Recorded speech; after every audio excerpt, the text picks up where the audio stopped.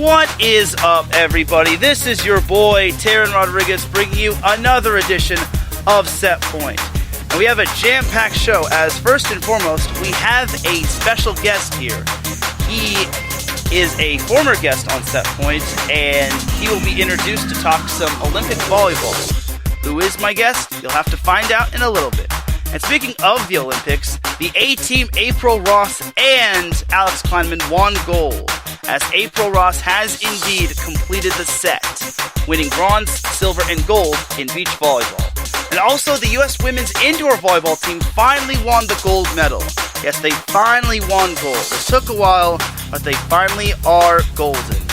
And then NCAA volleyball season is on the horizon as teams are starting to report.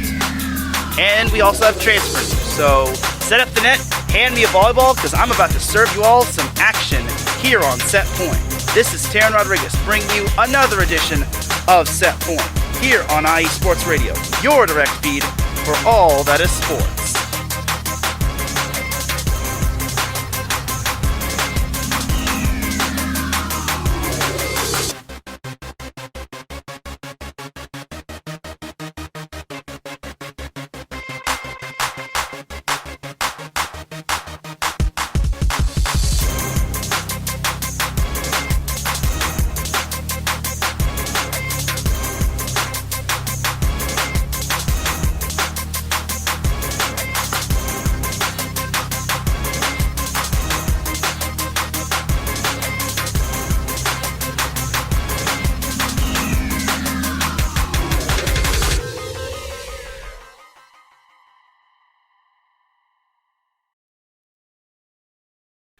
And welcome one, welcome all to another edition of Set Point. Thank you for joining me on this beautiful Monday afternoon. Hope you all are in good health. And without any further delay, let's get on into the volleyball action. But first, we have a special guest here. My guest is a past guest on Set Point, as he appeared on episode 47 of Set Point. And he is an all-around great guy, and he is a 3-time CIF Southern Section girls volleyball champion, and he has been the head coach of Los Alamitos girls volleyball for over 10 years. Without any further delay, introducing the one, the only, Mr. Dave Huber. How you doing, Dave? Hey, man, I'm good, Darren. Thanks for having me. No problem. Thank you for being on the show, and thank you for taking time out of your day. I know you are a busy fellow, and we will try to get through this as quick and thorough as we can. So, without any further delay, let's get on in to this volleyball action. Sounds good. Indeed it does. But first, we have ourselves a little disclaimer here. So, these are the thoughts and opinions of myself, Teran Rodriguez, and of Dave Huber, and not the thoughts and opinions of IE Sports Radio, Los Alamitos High School, Long Beach State, or any third or fourth party organizations. So, just gotta get that out of the way. So, without any further delay, Dave, so your former player Justine Wong-Orantes managed to win gold in indoor women's volleyball, and that was the team's first gold medal. What can you say about that match, and what did you like about Justine in that match? Just watching the match, loved how active she was. She was making plays kind of 3 different ways with her defense, serve, receive, also getting there covering hitters or taking a second ball to set or dug. So just extremely active, playing at a high level in multiple phases of the game. Oh, yeah, and I was seeing the match myself. It was late at night. It was like 9:30 our time, California time. And I was just seeing her just like sprawl all over the court, just digging the ball, making sure that ball does not drop. And she was also named the best libero of the whole Olympics. Like, when it comes to So when it comes to Los Alamitos girls volleyball, what does Justine embody when it comes to your program? Really what always stood out about Justine was just her volleyball IQ, her awareness. That was always elite. It's hard when you see somebody at 14 to project what they're going to be, but her court awareness, her vision was always, well beyond her years. So definitely one thing that's led her to long-term success. Yes, and the fact that Justine Wong is a CIF Southern Section champion, an NCAA champion, and now an Olympic gold medalist speaks to high volumes of how hard she's worked and how she's had to adapt to changes, and she's had to adapt to playing at a certain different level, considering high school is much different than college, and college is far more different than the pros, considering the pros is an absolute different animal. So absolutely, and she had a position change in there. She sat the entire 4 years when she was with the Griffins. So kind of moving into that libero role full time when she got to college. So her career on the beach when she was young definitely helped with that transition. But making up for some lost time as far as all those extra defensive and passing reps that she probably had to get to make that transition to college and then again to the international level. Yeah, and you also mentioned that Justine was the setter for Los Alamitos. She went from one tough position to another. Can you describe how tough it is being the setter and the libero in volleyball? I mean, we're hoping those are contact one and contact two every single time. So you're pretty involved, especially as the setter. You're involved in every single play. And probably something that really helped Justine in her transition is, kind of people are looking at you as the setter, whether something good happens or something bad happens, you're out there calling the next play. So people are always kind of looking at you and expecting something from you. So just learning how to carry yourself, do those sort of things, always being engaged and involved in the game probably helps with her transition. Mm-hmm. And obviously she was able to transition well to the libero position, considering she played most of that when she was at Nebraska, and she currently plays that position right now. How tough is it to transition from one position to another if need be? I think it comes down to your awareness, and that's where she was always really good. How you're able to view the game. If you can kind of change that perspective and see all the things that you're used to seeing just from a different angle, you can probably make that transition a little bit quicker. But sometimes maybe your keys are off a little bit on what you're used to reading, and maybe it takes a little bit slower. But you're still out there, you're on the court, you're playing volleyball, and you're just looking at different things. And we actually had a question in the chat room. We have an interactive chat room when it comes to our streaming platform. This one comes from Gina G. She says, is beach volleyball harder to compete in? I mean, it's a different sport in a lot of ways. You're more multi-dimensional as a player, pass, set, and hit, as well as block and play defense sometimes. So there's a lot more going on and more court to cover. Maybe indoor you can specialize a little bit more in certain areas, but we love for our athletes to do both. All of our girls that we talk to at the end of the high school season or the end of the school year about what their plans are for the summer, we encourage them to get out there and just get as many touches on the beach as they can get, just to, again, help with their general ball control, their overall awareness. But as far as competing, some people are a little bit better outdoor and some people are a little bit better indoor, and I think everybody can kind of find their niche, and that's what makes volleyball great. Mm-hmm. And I don't know if you saw any of the other matches from Justine in the Olympics, but the U.S. had to go through a lot of adversity when it came to injuries and then shuffling around different players. As a coach, how tough can it be to battle adversity such as injuries and then having to rotate players and then maybe lose possibly?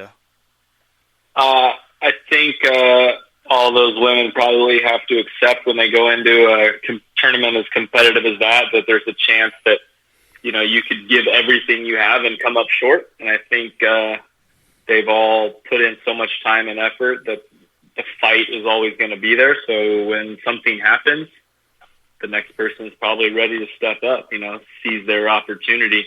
But you're going to have to deal with adversity when you play in a tournament as highly competitive as the Olympics. So I'm sure they were ready from that aspect. And then, obviously, for the most part, the Olympics didn't have any fans. I saw a few fans when it came to, like, the semifinals and maybe the finals. Like, how tough...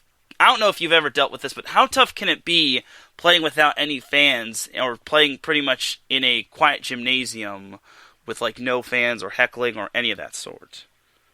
It probably depends on how well you're playing, to be honest, and you're needing to rely on a little bit of energy from the fans to pick you up. But I think if you're rolling and you're locked in, you're probably not noticing a lot of that stuff anyway. So I'm sure it definitely makes a difference. But, when you got a group that's pretty locked in on what they're trying to do, it probably didn't affect them as much this year.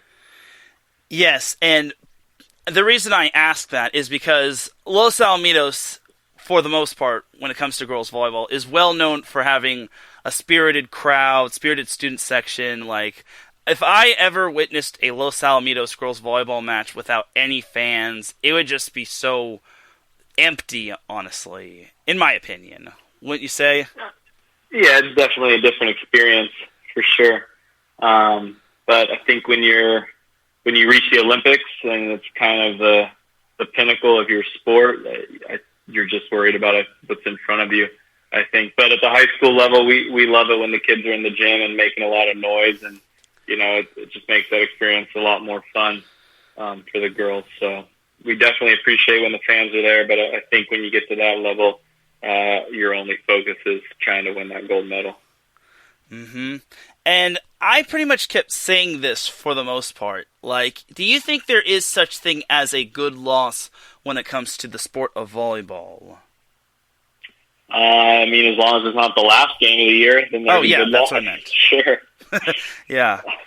Yeah, because obviously the U.S. lost to the Russian Olympic Committee, and they looked very out of it in that match. But it just goes to show you that you can't take any opponent for granted, and you can't underestimate anybody. And honestly, it's a whole new ball game. Even China, everyone thought that China was most likely going to possibly repeat. They did not look great, and even Italy crumbled toward the end. So it just goes to show that you just can't take anyone for granted. And I think a little reminder once in a while of what can happen if you aren't focused and kind of completely engaged is always a good thing. You just hope that it comes at a time when you're able to recover from it. Mm-hmm. And has Justine Wong-Orantes ever come by the gym to give you all a pep talk or friendly advice or anything of that sort? We haven't brought her in for the pep talk yet, but I did get to see her right before they left for the Nations League, I think, when they were still waiting to find out if they made the team. So we got to see her right before she left, and was really excited to hear that, it was a good possibility of her making that Olympic roster. So she's been in and out. We still see her once in a while, so it's always good when former players come by. Now, when you first found out that Justine made the team, how excited were you for her? And as a coach, what was that feeling like, knowing that one of your former players made the roster, one of the tougher rosters to make, as they're basically representing the United States? Yeah, big sense of pride for sure. Having one of your former players put on a national team jersey is something that's really cool, but just really happy for her, obviously, kind of working for so long and how many years you played volleyball, how much time you put in to kind of reach that ultimate level and realize a dream for all of those women to make that national team and, get to put on that jersey at the Olympics. It's a huge deal. Excited for all of them and, proud of all of them. Mm-hmm. And when it comes to the future of the Olympics in women's volleyball, what do you look forward to when seeing Justine getting back onto the court? I hope we get to see her out there in a couple of years and do it again. She played so well, and maybe even surprised people a little bit with how well she ended up playing. So I think I wouldn't be the only one that would be excited to hopefully see her in another Olympics. Mm-hmm. And obviously you posted on Twitter that she helped your team win a CIF Southern Section Championship in 2011. And what memories and reminiscence do you have of that year and how your team just worked hard to get to the top of the ladder? Well, I think I actually have to mention that there were two Olympians on that 2011 CIF championship team. Rachel Fatal just won her second gold medal with the USA women's water polo team, and she was a setter on those teams as well. So back in 2009, that would have been Justine's freshman year and Rachel's sophomore year. They shared the setting duties. We lost to your Sailors in the CIF finals. So I think 2011 for that team, because there were a lot of sophomores and Justine being a freshman that were on that team in 2009 that then beat Newport in 2011. It was definitely a kind of a finishing of the job that they started a few years before of trying to get to that point. So I think that's where they were coming from. There was probably 4 sophomores in 2009 and 1 freshman, so 5 kids that were on that team again 2 years later that got a chance to break through and get a championship. Yes, and I pretty much remember the 2011 year. It was a pretty tough year for Newport Harbor, but with how resilient they were, y'all deserve to win. I'm just gonna say that there and then, and pretty much you played the most complete game out there, and I don't think anyone can take that away from you. It was a very, very complete team in 2011. There were, I think 15 scholarship athletes on that roster. Obviously, I mentioned Rachel being a Olympic gold medalist for water polo. We had another girl who was a Division I scholarship soccer player, and then obviously multiple girls across all the age levels that ended up going on and playing volleyball in college. So it was just a really athletically talented roster, and everybody kind of playing not necessarily in their typical position, maybe even playing out of position. There was another girl who, the CIF Player of the Year that year, was a setter in college but played outside on that team. He had Justine, who was a libero in college and set on that team, and another setter who went and played water polo, and there was actually a 4th girl who set in college but played right side on that team. So just a lot of talented athletes that we tried to find a place for and, get them all on the court somehow. Mm-hmm. Now, pretty much closing the book on Team USA, I don't know if you saw all the matches, but which match of yours was pretty much your favorite seeing Justine in, or did you just like them all equally? She was just a playmaker, so whenever she was out there, just kind of run around creating, it was always a good time. But, yeah, obviously winning a championship would be pretty memorable.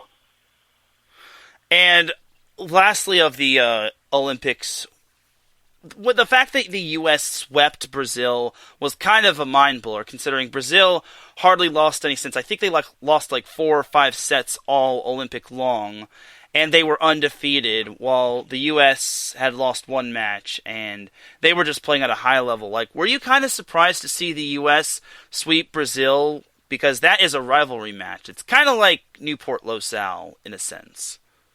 Except I'm not as tuned into the international volleyball as you, but the way the U.S. was playing, just I think how locked in they were and how they kind of just moved right past those injuries they had without missing much, kind of just showed that mentally they were going to be pretty tough to beat.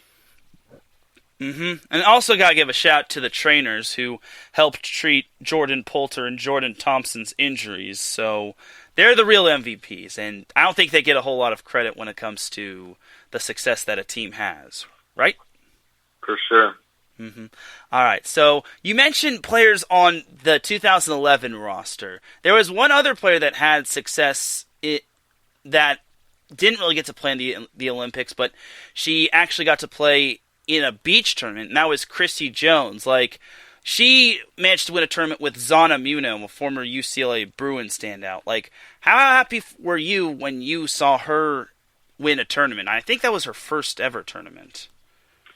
Yeah, extremely excited anytime you see former players have success. I mean, and for Chrissy, it's really, at an elite level, being an All-American indoor and an All-American on the beach in college, and then, transitioning to the full-time beach route. So definitely excited for her to have some of that work pay off, to see her do it.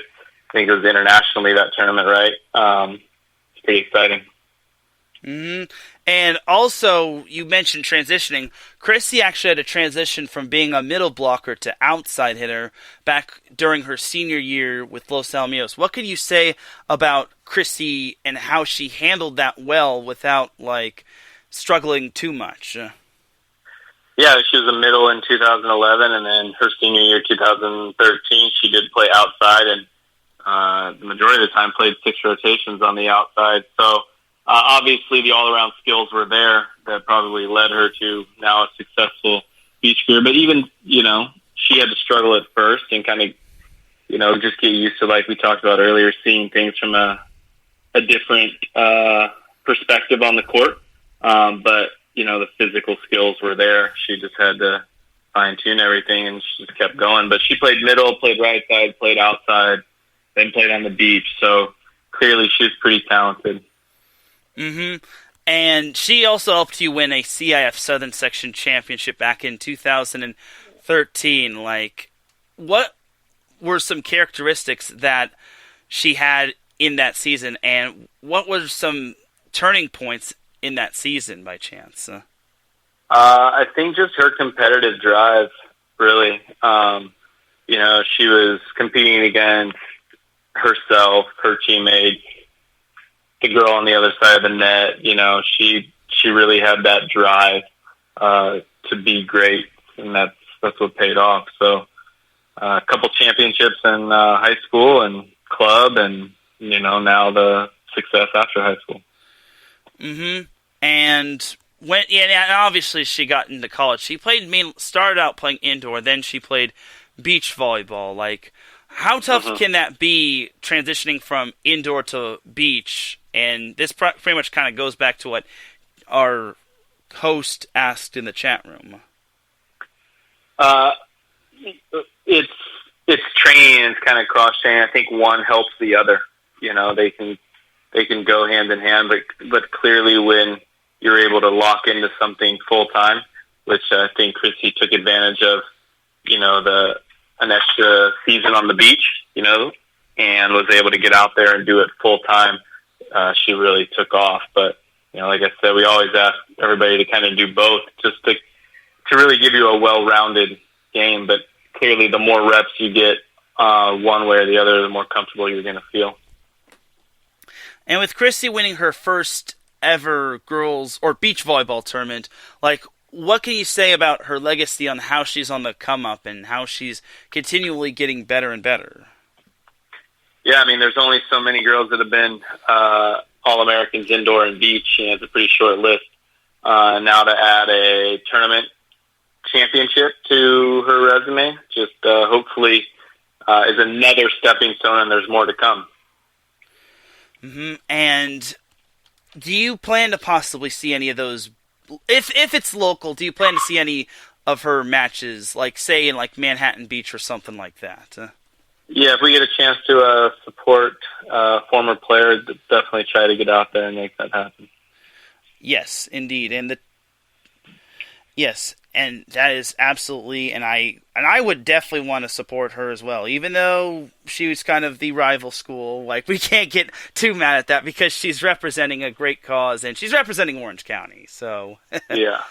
Mm-hmm. So let's actually jump to a little high school girls volleyball. So okay. So this season, this up and coming season, because season starts probably in a couple more weeks, because today's next weekend we're going. Oh yeah. Oh shoot. Yeah, time is flying. Yesterday we just had the Queens of the Court tournament, which is a preseason tournament. How exciting is it for your team to be getting back to a full indoor girls volleyball season? Yeah, it's definitely exciting not having an actual season last year. I know for me it feels fresh a little bit to get back out there. So I think the girls feel the same way. They're excited. Some of them have been waiting a while, to do this. So I got freshmen who have never experienced sophomores that are, in their second year in the program, but have never experienced a high school match. So we're looking forward to getting things going next week. So I don't know if you want to fully describe your team, but what is the outlook looking on your team, and like how experienced are they, and like what are you all looking forward to the most this season? Well, I'd say we're inexperienced, but I think that's kind of what everybody will be going through, not playing last year. So we do have a couple girls who were sophomores and freshmen. I think 3 players who do have some varsity experience under their belts. So after that, however, it'll be everybody's kind of first try playing in kind of the varsity level match. So I think everybody will have some feeling out. Obviously, some teams will be in better shape than others with whatever they were able to do in the spring, or however many girls they have back that were, younger on teams in 2019. So I think more than anything, it's just the excitement for everyone of getting going and how we deal with hopefully getting back to a normal season. All right, so your team schedule is on Max Preps, but would it be all right if you were like go over like some of the big points of the schedule, like some of the noteworthy eye-popping matches that you have circled on that schedule? Well, the first one circled is our tournament next weekend at Lakewood, and whoever we play first, and that'll really have to be the focus for everybody, is kind of what we're doing next. But you always want to do well in the Sunset League, and it'll be tough, just like always, in that top half of the Sunset Conference. So I think that's always the initial goal each year, is to come in and finish well in our half of the Sunset League and see how we do there. And it's always exciting to go and play in some of the bigger tournaments. So we do get to go to Durango this year and out to Phoenix for the Nike tournament. So I'm sure those will be high points on the schedule. And, we do have the Sunset Trinity Challenge where we're hosting Mater Dei. So those are some of the key points. But, for the girls, it'll be the next thing that they get to do is where their focus will be. And now that you mentioned the Sunset Trinity crossover, you all have the honor of facing one of the more perennial powerhouse teams in the state of California in Mater Dei. Like, how much of an honor is it to face that team, and how tough do you think it'll be to defeat that team? It'll always be tough to beat them. Dan's done a great job over there. They'll be really well coached and more than likely really talented. So you just come out there and you play. You just enjoy the challenge of playing another really good team on the other side of the net. You have to embrace those opportunities. Can't really worry about any of the other stuff or rankings or things like that. Mm-hmm. As one coach once said, you can't get too high on the wins, but you can't get too low on the losses. So, definitely. Mm-hmm. So, obviously you mentioned the league. This year you have Laguna Beach, who has been one of the more tougher teams in the entire conference. Like, how tough do you think it'll be to defeat Laguna Beach, and what's going to be the key to possibly defeating the Breakers, which is their mascot? Well, I don't think we beat them the previous 2 years, so it's going to be tough, I'm sure. And they've traditionally just been pretty good, across the board, no real weak spots. So I'm sure we're just going to have to play a consistent game across the board as well to match them. And I don't know if you heard this, but they're actually going to be under a new head coach, as Sean Patchell has taken the job at LIU for their men's volleyball team. Like what is that like, seeing a coach who has been working hard in the high school level and finally getting the chance to coaching at the college level, even though Sean does have some experience at the college level? If that's somebody's goal, you're always happy for them. We've had some pretty talented and do have some pretty talented coaches in Orange County. So there's definitely guys there that are capable of making that jump, and Sean obviously had a lot of success at Laguna, so we're happy for him. Mm-hmm. And I wish him the best as well. So when it comes to the postseason and possibly making a deep run, what will the key to making the playoffs and having a deep postseason run be for your squad? I think really just trying to play your best volleyball at the end of the year. You can't start off every year saying we're going to win CIF or that's the only goal. There's little check marks you want to hit along the way. So for us, it'll be, trying to hit some of those check marks that we established as a team. And hopefully we've done that by the time playoffs come around and we're playing at a level that will lead itself to a deep run. But obviously you have to deal a little bit with the stress or the emotion of being in the playoffs and, kind of facing the end of your season. That's always going to be key. Who can deal with that emotional piece as well? Mm-hmm. Totally agree. And for your program, how have you all been so consistent making the postseason and doing well in league? Or is there just no key or secret? It's a credit to the girls and really the culture that they've created over, however many years I've been here, getting all the way back, even before Justine, like we talked about. I won't ever set certain things as goals, but the girls always have those goals. They've seen the banners in the gym and they want that success for themselves. So, at the very least, they have those expectations for themselves, and our job is to kind of try to guide them into things that help them be successful and maximize what they have. So, the culture the kids have created definitely goes a long way in some postseason success for the long-term period. Mm-hmm. And very well said. And obviously, you have some other tough non-league games, such as Edison and Newport Harbor. What are some of the keys for your team to not underestimate everybody? Kind of like what we were talking about earlier. We won't let them underestimate anybody. Trust me. Mm-hmm.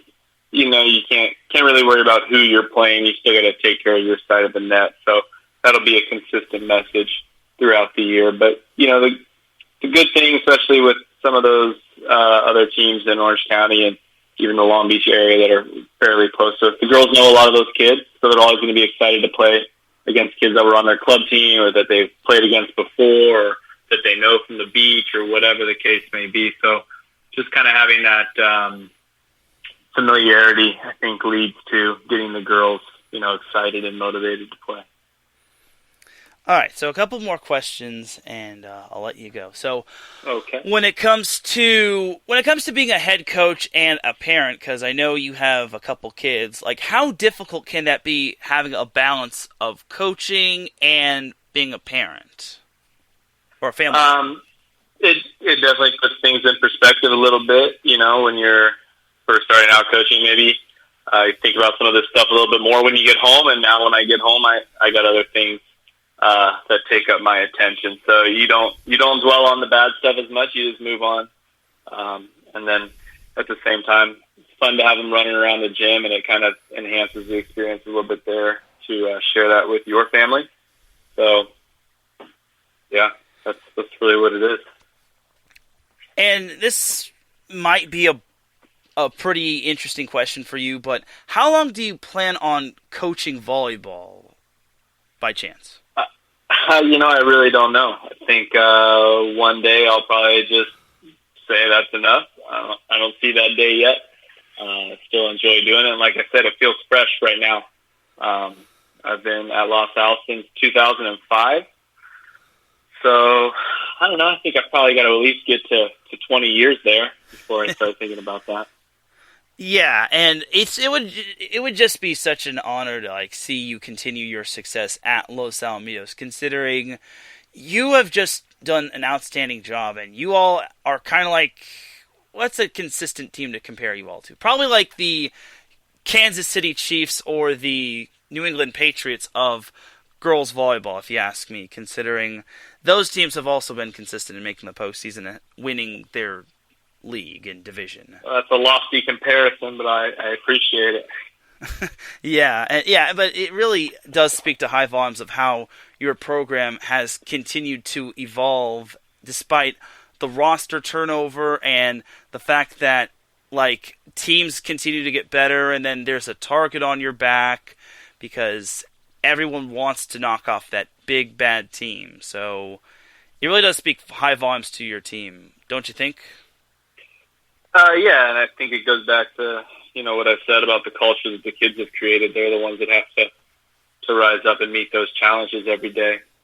So we just want to empower them and kind of make them take ownership of their team year in and year out. Obviously, as coaches, we get a new team each year, but we try to really impress upon them the importance of the self-starters, right, and them controlling the pace and the tempo and the energy and things like that. So it's a credit to the kids. And then lastly, who do you look up to as a coach? And is there anyone that looks up to you as a head coach? I don't know if anybody's looking up to me or not. And as far as looking up to anybody else, I just think you look around and you see success other coaches have had, and you just you want to be consistent, with some of your peers. Any one name, I don't know, but we have a lot of friends in coaching, and we're competitive, all of us as well. So looking up to each other, competing with each other, just enjoying, I think, being around other like-minded people is definitely something that a lot of us look forward to when we go in the gym, is to kind of have that competitive moment, but also to have the conversation, the friendship, that part of it as well. Great stuff, and I hope you become an outlet to up-and-coming coaches in the near future. So, Dave, thank you for being on today. If you could just stay on so I can give you a proper goodbye, that'd be great. Do you have any Sure. plugs or any plugs you want to plug in before we head to a commercial break? That's it, man. I appreciate you having me on and, trying to publicize the sport, especially at the youth level. It's appreciated just to get more people talking about it. I think it's good. So thank you for having me, and we're looking forward to a good high school season coming up. And I appreciate you. So we'll actually take ourselves a quick little commercial break. When we come back, we'll have a little bit more of a recap of the Olympics in terms of volleyball, and we'll also have some NCAA college news. So you are listening to Set Point here on iSports Radio, your direct feed for all that is sports.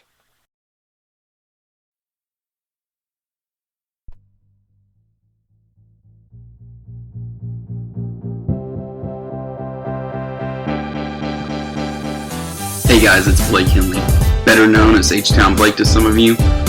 Happy to announce that Bases Loaded is back and in full force. We'll be bringing that high heat every Tuesday night here on iSports Radio.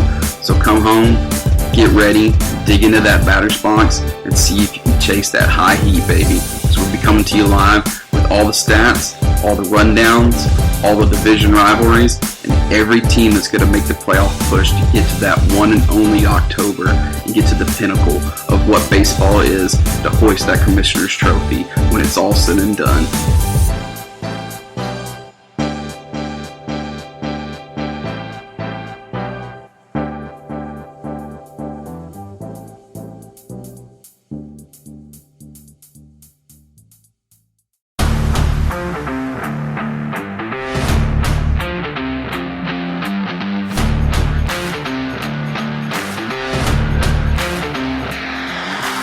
What's good, fight fans? It's your boy, Marcus Los Great, here to give you what you want, here to give you what you need. Yeah, man. Yeah. I'm coming to you live, straight from your mama's basement with a crispy, awesome white tea. We are coming to you live every Tuesday at 10 p.m. Eastern Standard Time. powered by IE Sports Radio, your direct feed for all that is sports.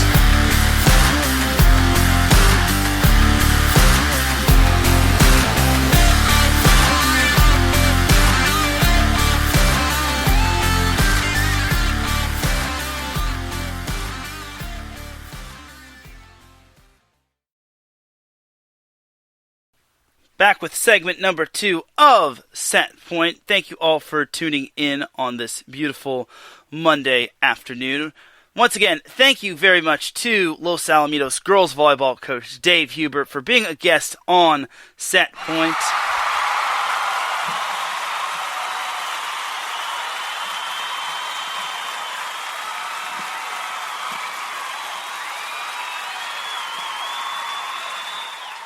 And it's always a pleasure to have him on as a guest.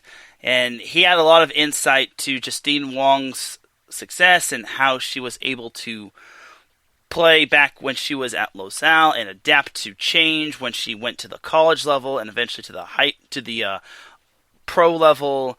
And eventually she got to reach the ultimate pinnacle of winning a gold medal and representing the good old United States. So it really is an amazing thing to see. So I'm glad Dave was able to jump on for a little bit. As you know, I don't know if you know, I should have also mentioned this in the interview, that he was also a teacher. He's also a teacher at Los Alamitos, and he leads a very busy lifestyle. So school starts back next week, along with his girls volleyball team season, and I look forward to seeing what his team can do this year. And who knows, maybe we can have him back. So we'll see. But thank you once again to Dave Huber for being a guest on Set Point. And without any further delay, let's get on into more volleyball action. So segment number 2 is underway. But before we do that, we actually have a word from our sponsor. So ICE Sports Radio's official sponsor is the Southern California Warriors semi-pro football team. The world of semi-pro sports is unlike any other sports organization. Players pay to play in hopes of many different outcomes, whether it's playing to get film to try out for professional teams, big-time colleges, or just playing to stay in shape.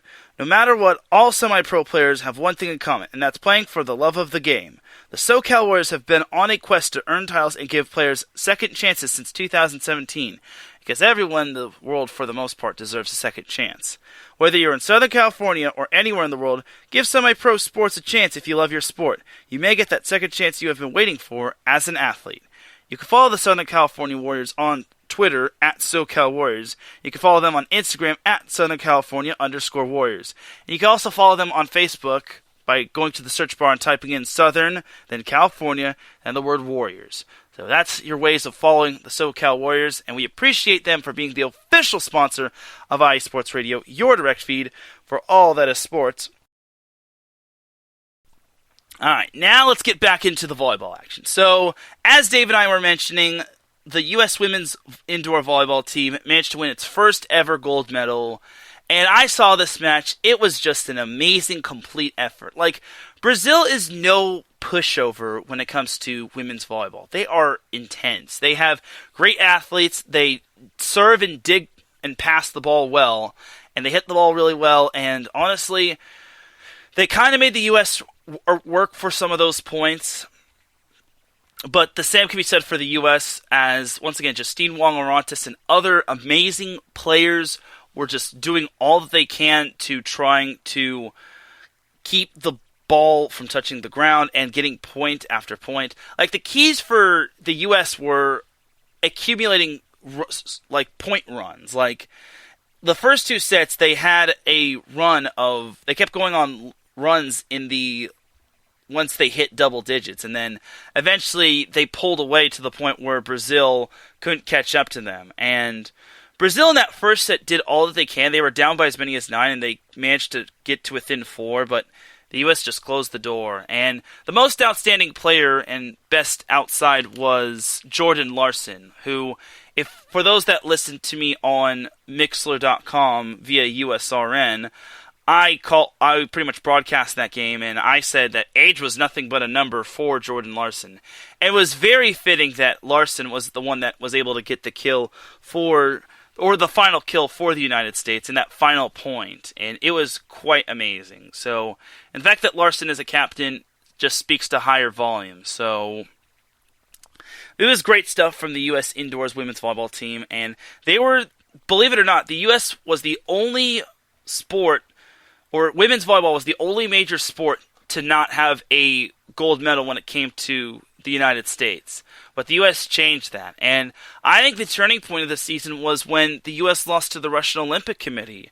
Like, they did not look good in that match. And then I think that really served as the turning point. And all those injuries really brought them closer together, because losing Jordan Poulter was very tough. And that foot injury looked about as more serious than it appeared to be. And honestly, I didn't think she was going to come back, but she was able to come back in the semifinals and then eventually to the championship.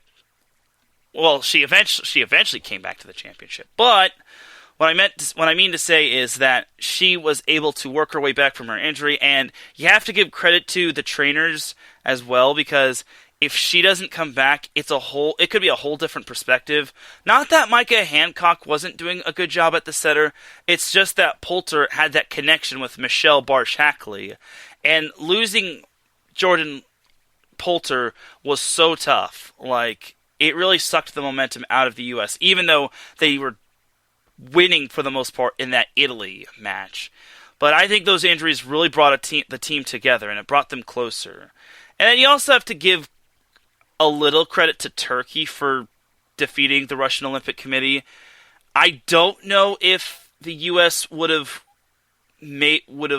probably won the whole thing had they faced ROC in the championship, but I honestly think the U.S.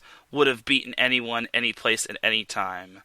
It just goes to show you that how resilient that team is, considering they're so deep at like every position, whether it's outside hitter, opposite, middle, libero, setter, you name it. And another key was that Annie Drews, who is a former Purdue Boilermaker, really stepped up when Jordan Thompson got hurt in that ROC match.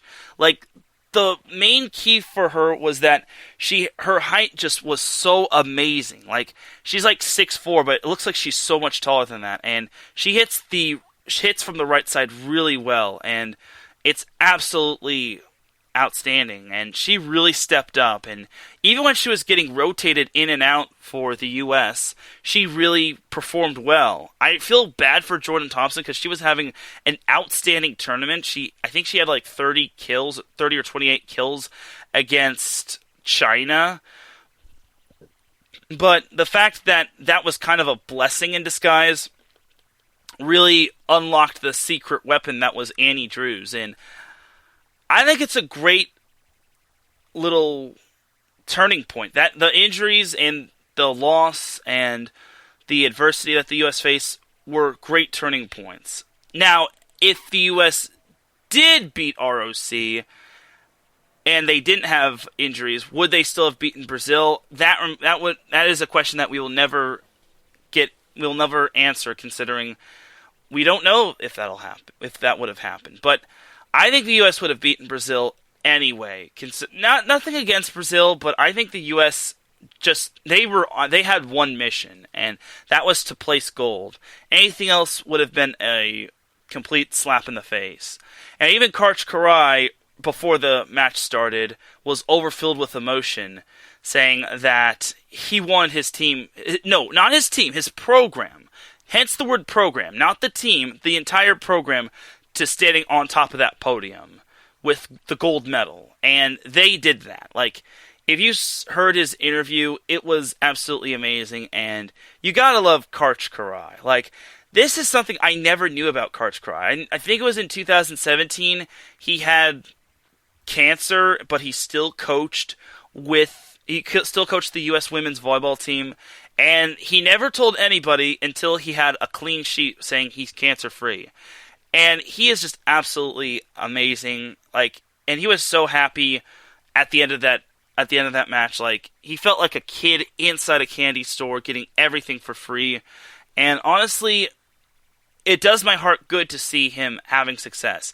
And I think he's like the first player in volleyball to have a gold medal in indoor volleyball, a gold medal in beach volleyball, and a gold medal as a head coach. So it really speaks to high volumes of how great Karch Karai is. And although he's a UCLA Bruin, I got lots of respect for him. I got mad respect for him. And I hope one day I can have him on Set Point. Like, if I can get him on Set Point, that would be a dream come true for not only me, but for maybe this show entirely. And maybe for IE Sports Radio. Just to land someone that big. So I really got to tip my hat to the U.S. on an outstanding job. And I didn't think they were going to sweep Brazil. I thought it was at least going to go 4. But Brazil looked so out of it. And I think the reason why is because Brazil hasn't had to go through so much adversity. Like, they pretty much cruised through pool play. They didn't have too much trouble. They had a little trouble against the Russian Olympic Committee. But that, like I said last week when I was previewing the knockout round, I think it wouldn't have been surprising if ROC had given Brazil a run for their money. So I think Brazil's lack of adversity and not having to deal with so much really kind of set them back. They were obviously aiming for their first gold medal since 2012 when they beat the United States, which the U.S. finished with silver. But the U.S. rewrote history. It obviously started with that win over Serbia in the semifinals. And then their win over Brazil also rewrote that wrong back in 2012. So, again, it speaks to high volumes of how impressive this U.S. team was. And again, this team was just on a mission. One particular player was Jordan Larson, who definitely wanted to win that gold medal because in 2012, she finished with silver. She was on that team that lost to Brazil, which finished with silver. In 2016, Larson was also on that team where the U.S. disappointingly lost to Serbia in 5 sets. And keep in mind that the U.S. did beat Serbia in pool play. And the fact that Serbia beat them in 5 sets was a disappointment for them and their efforts to winning the gold medal. But now Jordan Larson completed the set as she now has a bronze, silver, and gold medal in indoor volleyball. She is 34 years old, so I don't know what's going to happen to her. I don't know if she's going to continue playing. I really don't know. It would be cool to have Jordan Larson continue to play, but if you look at it from a perspective, Larson's 34, and the next time we have Olympics would be 2024 when everyone goes to Paris, France. So that would mean that Larson would be 37 playing volleyball. Like, I don't know if her body would be able to take that, but if it means we get to see more Jordan Larson, then by all means she should go for it. She's currently playing pro volleyball with Athletes Unlimited, and obviously we have the 411 courtesy of Emily Eamon and Peyton Chang, who both were happy for Jordan Larson when they won that gold medal. So all in all, it's just a great ending for Jordan Larson and for Feluca Akinwadero. I probably mispronounced it, but it's Feluca Akinwadero, I think. I don't have the pronunciation in front of me, but I've been trying to memorize it for the most part. But she was also on that 2016 team where the U.S. won bronze, and she was also happy. And there were actually a moment where Feluca was thinking about quitting the game of volleyball just to become a mom, but now she was able to just roll with the punches, not give up, and eventually she was able to win gold, not only for her country, but for her family as well, for her son. So it's just an overall just amazing story. And this was also the year after COVID happened.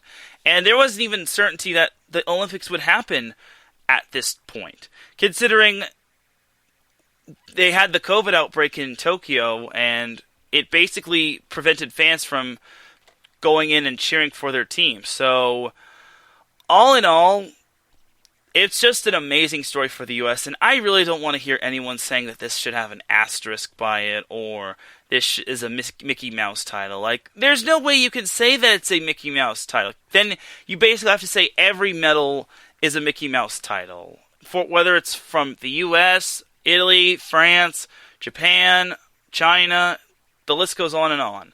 So I don't want to hear any talks of asterisks. Any!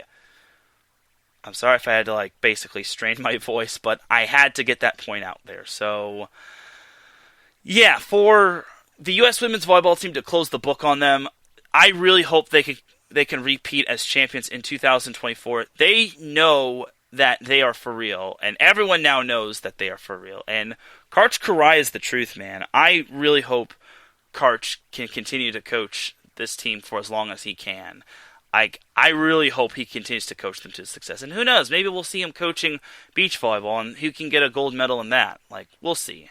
And this is actually a perfect segue to go into some beach volleyball, as April Ross and Alix Klineman both won gold medal in beach volleyball. It's Alix and April's first gold medal in beach volleyball, as April Ross actually finished with silver with Jen Cressy, I think her name was. I'm not entirely sure. Yeah, Jen Cressy. And in 2016, she finished with a bronze with Carrie Walsh Jennings, which was very heartbreaking for her. So the fact that April Ross finally has the gold medal, and she medaled with 3 different partners, is quite astounding. Just goes to show that April Ross is absolutely just fantastic, and she's earned this moment.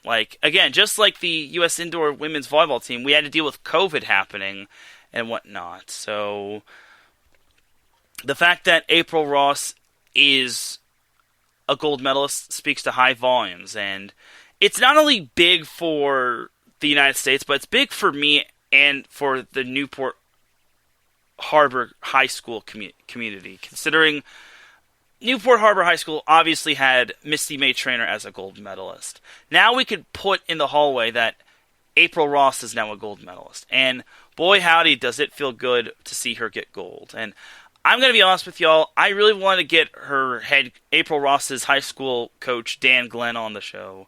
Unfortunately, he had a lot of business to take care of with family, and it's no big deal, but I digress. But for me as a Newport Harbor alum, it really feels good to see April Ross finally get that gold medal. It really does. And I'm also happy for Alix Klineman, because she not only represents Southern California, she represents Northern California, as she is a Stanford alum. And obviously Klineman is from Southern California. She's from Manhattan Beach, but she really represents all of California and all of the country well. And the scary thing about April Ross and Alix Klineman was that they went undefeated. I think they only lost 2 sets the entire tournament, which was quite nice. And the scary part of it is that they weren't the favorites to win it all. The favorites was a pair from Canada. I think it was Sarah Pavin and Melissa Humana Paredes. I'm probably saying that wrong, but those 2 were the favorites to win in beach volleyball. But April Ross and Alix Klineman both were able to rise on top of the ladder. Now, would April Ross and Alix Klineman defeat Paredes and Pavin? That still remains to be seen. But I think, to me, this A team, April Ross and Alix Klineman, they are the new golden standard, and they showed it in the Olympics this year. And I'm very proud of them, and I hope they can continue to win golds for as long as they can.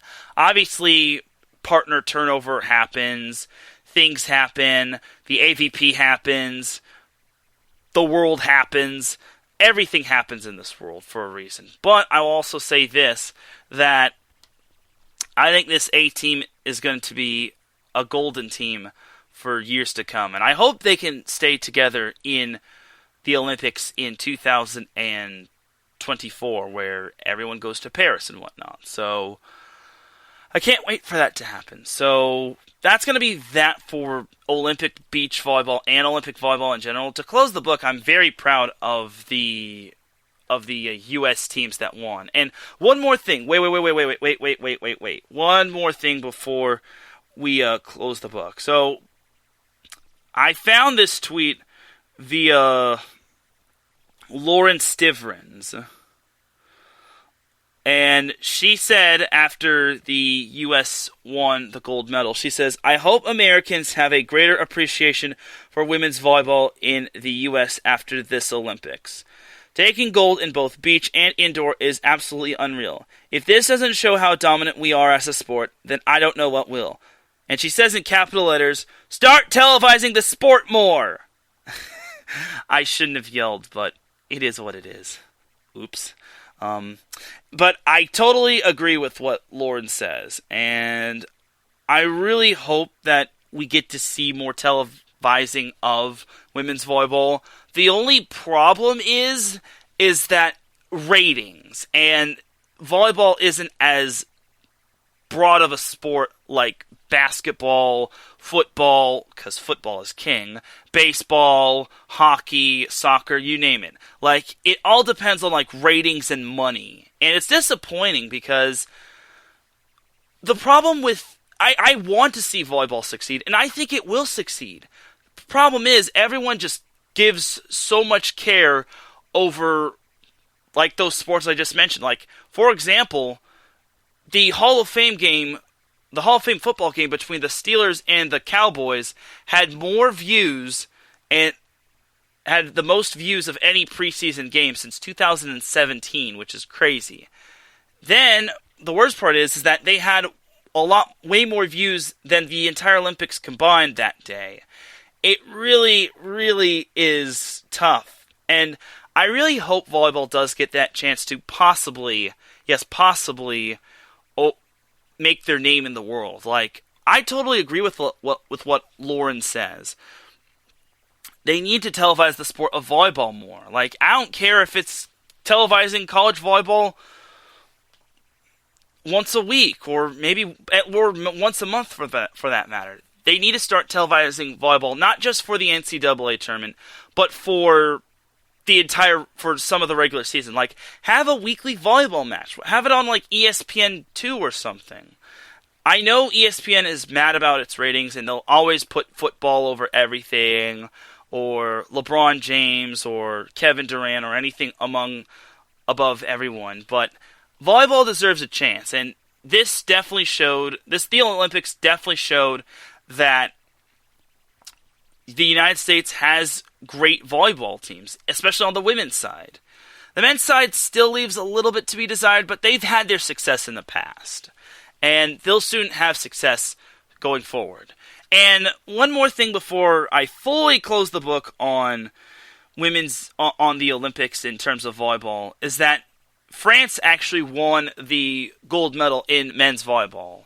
And believe it or not, France just barely made it into the knockout round, as, believe it or not, they tied for fourth in pool play with the United States.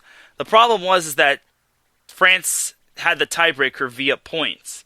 So the tiebreaker goes record, then points, then head-to-head. And then it goes sets won and then sets lost, and then it goes points after that. But imagine if the U.S. actually got out of pool play and made it to the knockout round. Anything could have happened. I think the U.S. could have medaled, and I totally agree with what John Speraw says. The U.S. could have easily medaled when it came to men's volleyball. Unfortunately, they just fell short. They lost to Argentina in straight sets, and then they just didn't have enough points to advance. So it's disappointing, yes, but I hope the U.S. does come back with a vengeance. It's the first time since the Sydney Olympics in Australia in 2000 where the U.S. men's volleyball team didn't qualify for the knockout round. And it really is heartbreaking and disappointing, but those players are going to use that as motivation for 2024. I don't know which players are going to be back, but I can already tell you that team that team after that Argentina match said, we're not going to have ourselves a 2-3 record. We're going to have a better record, and we're going to be medaling, whether it's gold, silver, or bronze. And I hope that the U.S. does return with a vengeance, just because the U.S. is way too good of a program on the men's side to be not advancing. So we'll see what happens then and there. And yeah, one thing I will also finally note is that Phil Dalhausser is calling it a volleyball career in Olympic beach volleyball. I don't know if he's fully giving up on the sport, but I will say this, that Phil Dalhausser should be playing in the AVP, and I'm very excited for him, and I hope he continues to dominate the AVP. So the Slim Beast has officially hung up the flag for the United States when it comes to playing in beach volleyball. But we'll see him in AVP, which is actually approaching very, very closely. So just goes to show you that we've still got more volleyball content when it comes to this show. So, all right, now let's finally close the book on the Olympics in terms of volleyball. Let's get on into some NCAA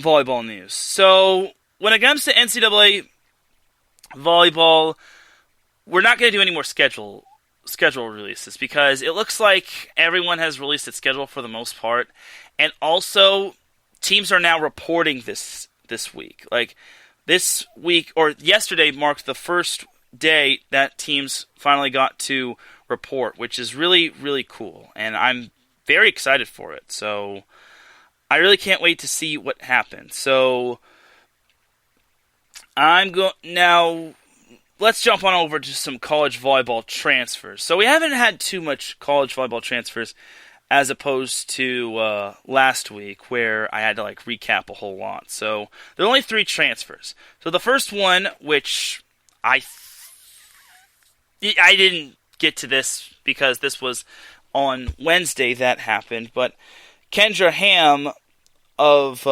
is transferring from Cal Poly as she is transferring to the University of Hawaii. She is a 6-foot outside hitter who is a sophomore. So the rich are getting richer for Hawaii as they're trying to build their program considering they didn't have a season. And funny thing was they actually were in the top 25, but everyone realized they should not be in the top 25 because they don't have a season. So yeah, wah.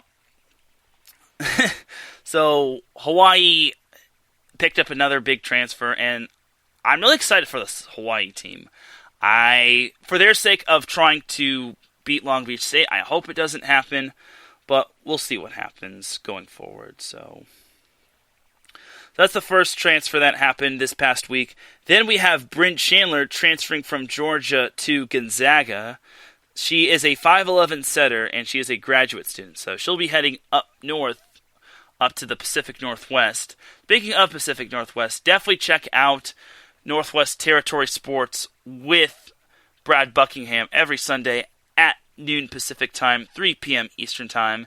He does a great job with his show, and I'm very excited to see what he has to say when it comes to the Oregon and Washington and all the other teams up north, such as Oregon, Washington State, Gonzaga, etc. So there's that little plug right there. And then lastly, we have Annie Sullivan, who is transferring from High Point to Colorado State. She is a 6'1" outside hitter, and she is a sophomore. So Colorado State had themselves kind of that down year. Mainly, they have been the dominant team in the Western Athletic... Or no, not the Western Athletic Conference. The Mountain West Conference. Unfortunately, UNLV kind of took that underneath their nose, and they basically dominated the Mountain West Conference. So there's that. So Annie Sullivan coming to the Rams' program is a good thing for them, a very good thing for them considering they're trying to get back on top. Because it's been a while since we've seen Colorado State not be dominant in the MWC. So there's that. So that's all the recent transfers we have. But we have returning seniors to go over. So we'll start with, I think I went over Kansas last week. So yeah, we went over Kansas last week. We'll start with Valparaiso, aka Valpo for short. So They have 3 returning seniors, such as Brittany Anderson, the setter, Riley Cookerly, the libero, and Peyton McCarthy, the middle blocker. They do not return Melissa Flinders, Allie Cummings, and Jacqueline Bullman, who was transferred to Ball State. So Valpo is going to be quite a long shot to possibly make the NCAA tournament. They'd have to win their conference just because unless they take down some really good teams, I don't think they will make the postseason, but I could be wrong. So we'll see what happens with Valpo. Then we have for Wisconsin. Then we have the returning seniors for Wisconsin. So I've kind of talked about their returning players, but for the most part, their returning seniors are Lauren Barnes, Georgia Civita, Sydney Hilly, Grace Loberg, and last but not least, Dana Redkey. And then not returning in terms of seniors are Molly Haggerty, who is playing pro, I think, and then Nicole Shanahan, who is transferred to Tennessee. She's going to make a great impact for the Lady Vols. I am already excited for Tennessee's women's volleyball team, so we'll see what happens. And then lastly, in terms of returning seniors, we have Nebraska. So they return Lauren Stivrins, who made that amazing tweet after the U.S. won the gold medal in women's volleyball, and they return Lexi Sun. Those are the big question marks for their team, but those two have returned. They're not returners. They're not returning seniors. Sorry. Their not returning seniors include Haley Densberger and Jazz Sweet. And then they also lost their other setter, who transferred to Georgia Tech. So, but she's not a senior, so we're just going over seniors. So there's that.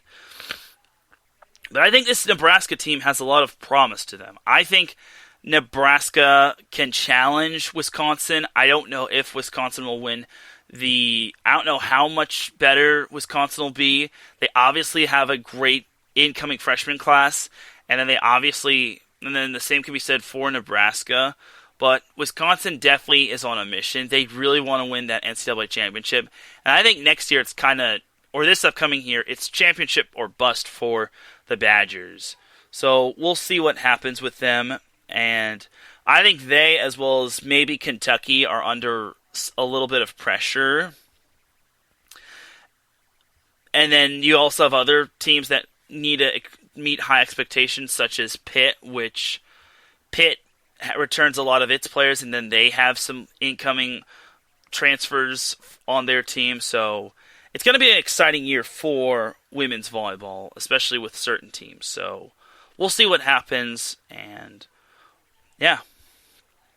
So that is going to be that for all the transfers and the returning players.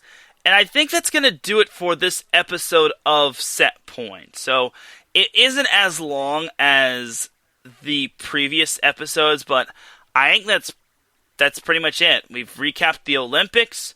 We had Dave Huber on as a guest, which I definitely thank him again. Gotta get on that IE Sports Radio t-shirt, as well as my other guests.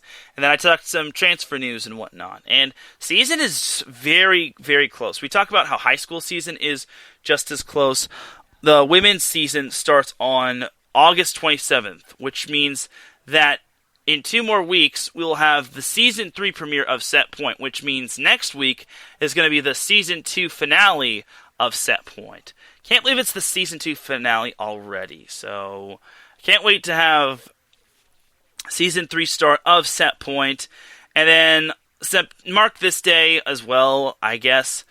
September 30th is the 2-year anniversary of Set Point, which means Set Point is turning 2 years old. And for those that don't remember, that Set Point started out on September 30th. So I think it's a good tradition for me to continue to do Set Point on that exact day, as long as nothing gets in the way. Actually, well, we'll see. Well, I might have stuff going on, but I don't think I do, honestly. So on that note, we're going to actually end it right here for Set Point. And without any further delay, ladies and gentlemen, it is time to drop the beat, because I'm about to dip like a banana in chocolate. You feel me? Thank you very much for tuning in to Set Point. I know we went on earlier than expected, but it was to accommodate Dave Huber as he had a lot of busy stuff going on, and I really wanted to have him on. So if it meant having to shuffle Set Point to earlier in the afternoon, so be it. We will be back on our regular scheduled time on Monday at 5 p.m. Pacific time, 8 p.m. Eastern. Later on in the day for iSports Radio, we have Chi-Town Weekly with Adam Karnick. He is celebrating his 1-year anniversary and his 50th episode. I know he didn't go live exactly on the exact date he first went live, but it is what it is. Like, he's not going to shuffle his show around just to go on live on August 12th. But happy 1-year anniversary to Chi-Town Weekly, and happy 50th episode to Chi-Town Weekly. And also we have Reppin' to NorCal Sports with Gina G going on later today at 5 p.m. Pacific time, 8 p.m. Eastern, so she'll be occupying the primetime slot for me this week. So for everyone here at IE Sports Radio and for my guest, Dave Huber, this is Teran Rodriguez signing off. Have yourselves a great week. If you aren't vaccinated, please, please, please get vaccinated. And I will see you on the other side, and I'll see you Friday for the SoCal Supreme Sports Show.